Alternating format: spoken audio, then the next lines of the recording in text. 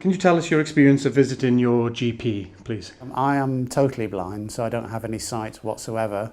And in general, I've found my experience to be very good.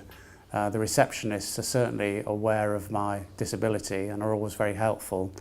And if I have to go and see the nurse, she will always come and collect me from the waiting area and actually guide me to the consulting room. Also, if I need to go and see the doctor, the receptionist will let me know that where the room is that I need to go to, and she will actually take me there, which is good.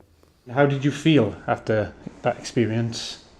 Very good, actually. I mean, I know the GP pretty well now, and obviously he is aware of my disability, and I don't feel there are any communication barriers.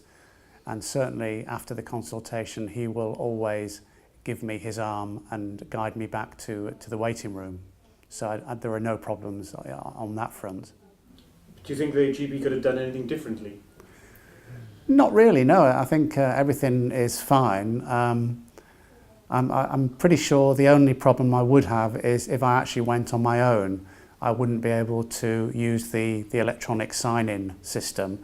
So I'd just have to go into I would have to go to the reception desk, but I'm sure the receptionist would do it. Usually I go with my wife so she can sign me in.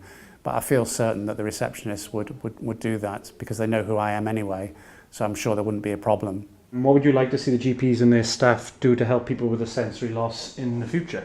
Well, my understanding is that there are lots of screens around now, and I'm guessing they are displaying various advertisements giving a lot of information about various things.